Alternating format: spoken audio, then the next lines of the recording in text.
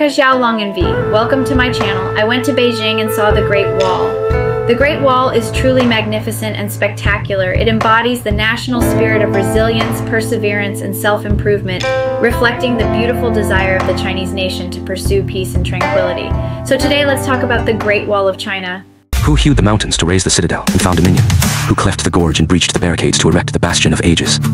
Behold the stairway to heavens clinging to sheer precipice. Behold how it scales peaks and traverses ridges, bearing the celestial drapery upon granite shoulders. Beacon, flames, pierce, firmament from ramparts, towering. Ironclad steeds surge through tiered passes, breaching bastions of stone and peril. The Great Wall stretches myriad leagues, weaving serried bastions from Earth's perilous bones. The citadel's millennial benediction weaves terrestrial grace, safeguarding the realm's golden peace. A single stroke carves the northern threshold, where the warden's key cradles the citadel of ages. A sweeping flourish births the sinuous dragon coiled by the ford, where the churning river cleaves through the lair of sleeping titans. A primal point where droplets birth the mists, sculpting Wuling's sacred spine through eons of liquid whispers. A celestial arc etches the sinuous leviathan of crags, ascending through Empyrean realms where stone breathes cloud. With sword in hand and mounted on horseback, ride out through the first pass under heaven. The peaks of Juyong Pass stand in continuous array, solid as gold and fortified like a great wall, safeguarding the 9 frontier garrisons, holding a lantern and wiping the blade, watching the Great Wall mending the broken mountains. Looking afar at Gubaku, climb the time-honored Qin Pass, a natural peril. The broken halberd lies, buried in the sand, dreaming of a fairy gazing towards the peaceful capital. Ascending Simitai, Great Wall, amidst the overlapping green of Yansu Mountains, birds seem to chat, establish merits and build a career, and obtain thousands of peach trees in return. What can be found in Mutianyu? Gaze in 3 directions too. Behold the great dragon-like Great Wall stretching afar. A horizontal stroke represents General Rock Pass, which guards the strategic throat passage. A vertical stroke stands for a high platform that reaches into the sky, overlooking the ancient lands of Yan and Yu. A bend represents drawing a full bow, with an arrow knocked as the eagle soars overhead. A rising stroke symbolizes the golden moat bathed in the evening glow, with autumn clouds lingering in the twilight. The wind and clouds cleanse the vast ocean, while the mountain moon shines with enhanced radiance. Generations of heroes have passed through these historic gates, forging mountains with their iron wills and bones. As the sun rises, I go with friends to the Yagashan Temple Fair. When the moon is full, I invite guests to enjoy a poetry gathering. The cold iron burns the water, splashing water flowers. Gather the scenery from all over the world to appreciate the 100-mile gallery. The beacon fire on the high platform has been silent for 100 years, while the peace torch spreads far and wide across the land. Gathering the eyes of myriad hues, we watch as China rises. Through sheer cliffs, chiseled 5,000 meters deep, the Leviathan surges, its glory carved into the mythic scroll of continents. We, of this generation, have lofty aspirations, and are destined to continue, writing the glorious chapter that has spanned thousands of years.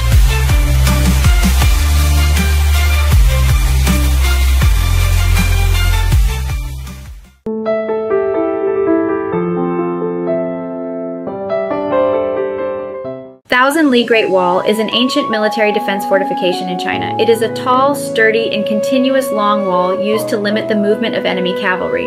The Great Wall is not a simple isolated city wall, but a defensive system consisting mainly of the city wall, combined with a large number of cities, barriers, pavilions, and landmarks. The history of the construction of the Great Wall can be traced back to the Western Zhou dynasty. During the Spring and Autumn period and the Warring States period, countries competed for hegemony and defended each other.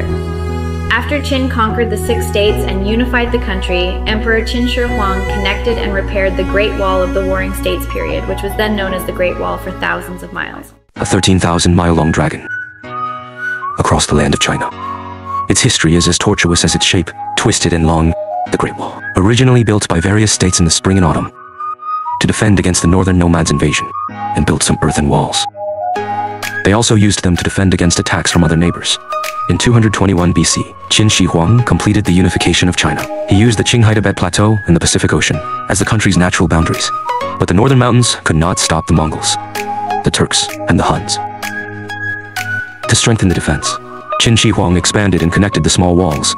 He expanded and connected them, forming a solid Great Wall. It starts from Lintao in the west, and extended to the east to Liaodong, which is the prototype of the Great Wall we talk about today. To complete this great project, Qin Shi Huang mobilized a large number of soldiers and civilians, among them, many of whom were forced to participate in the construction, and some criminals who were sentenced to labor. According to the records of the Qin dynasty, thousands of builders died while building the Great Wall. They died in accidents, starvation, or exhaustion. Some poems and legends say were buried in nearby cemeteries, or even inside the Great Wall. But in fact, no human remains have been found inside the Great Wall. The tombs also prove that most of the laborers died. Although the Great Wall is majestic, but it was not invincible.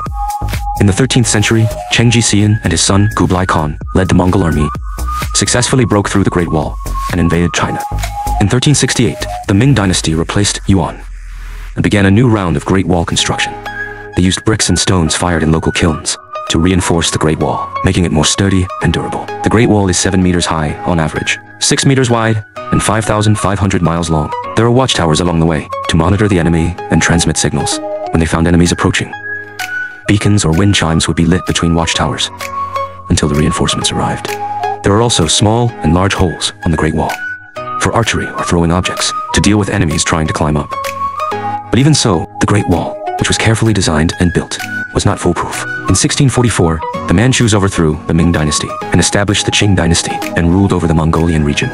It was the second time that China was conquered by the foreigners who wanted to isolate it.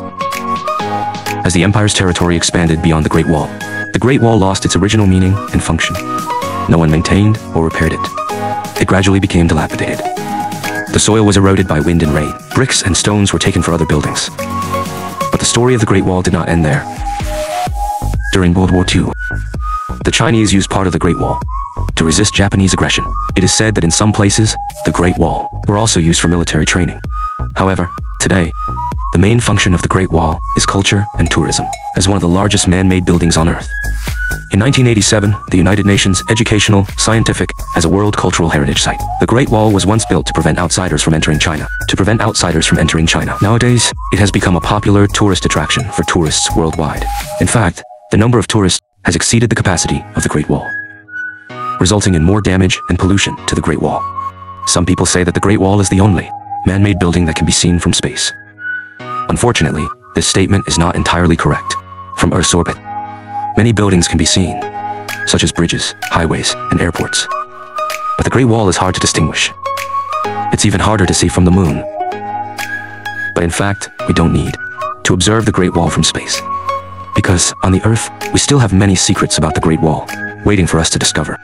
Every few years, new Great Wall ruins are discovered. They extend from the main part, extend outwards, and continuously increasing the length of this great wonder.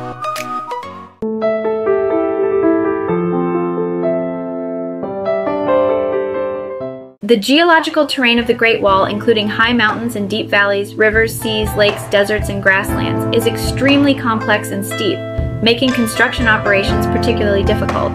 To build the Great Wall, it is necessary to understand and apply various scientific and technological knowledge such as mathematics, mechanics, geometry, surveying, geology, architecture, organization, transportation, etc.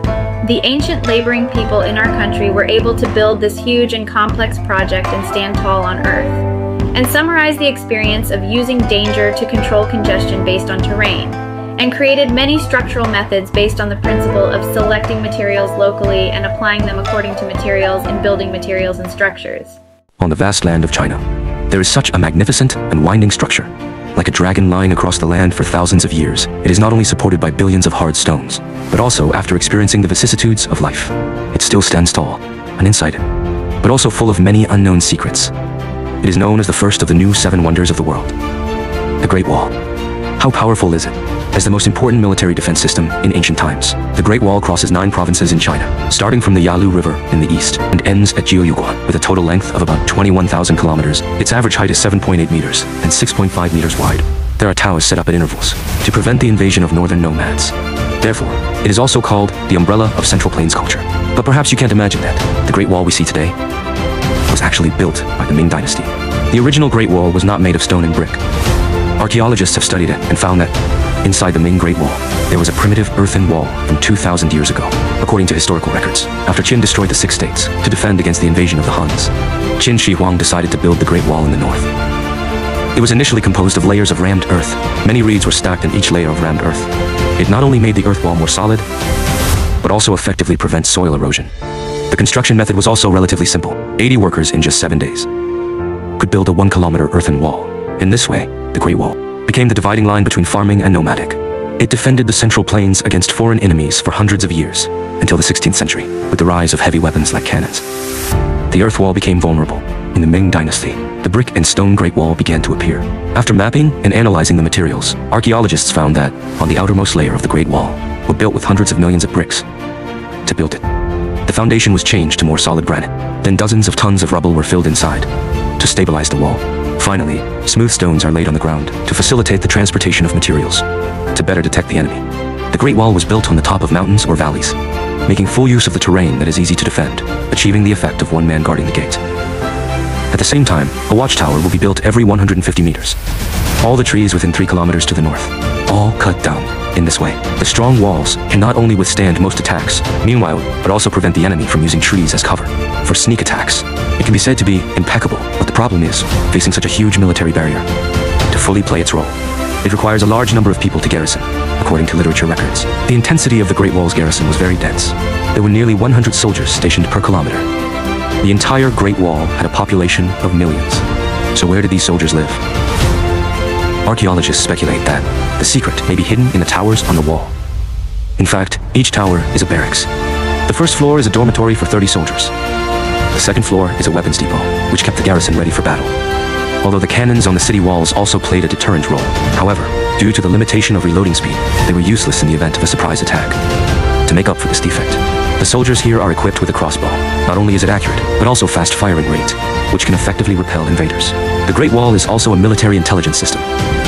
When the enemy's number is too large to resist, the garrison soldiers will raise signal flags first, then quickly light the beacon towers, using beacon fires and black smoke to convey military information. This can not only make the garrisons in other places quickly assemble, but also quickly send the information back to the capital, dispatch troops in a timely manner to resist foreign invaders. Although nowadays, the beacon smoke ceased rising long ago, the Great Wall standing on the land of China, it still belongs to the Chinese nation with its indomitable spirit, and is a symbol of the spirit of arduous struggle.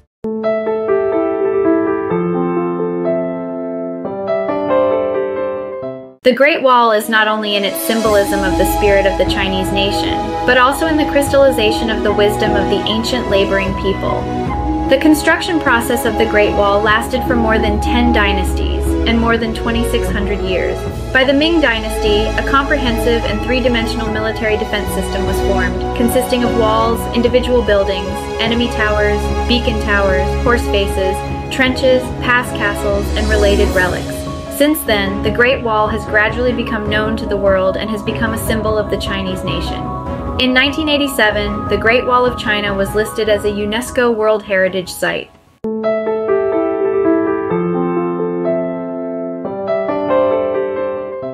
Since the day the Great Wall was built, it has become a symbol of the great unity of the Chinese nation. The Great Wall is a symbol of will, courage, and strength for the Chinese people, symbolizing the great will and strength of the Chinese nation.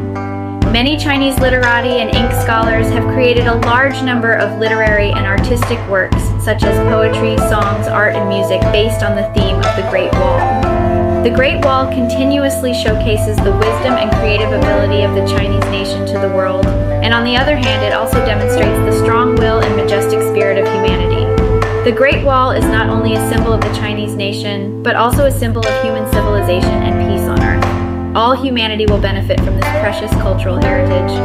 Alright everyone, that's all for this issue of the Great Wall. Nowadays, the Great Wall has been hailed as one of the 7 wonders of the world, and is also a monument and crystallization of the ancient culture of the Chinese nation, symbolizing the inheritance of the Chinese nation's bloodline and national spirit. If you want to know more, please subscribe to my channel message. Thank you for watching. See you next time.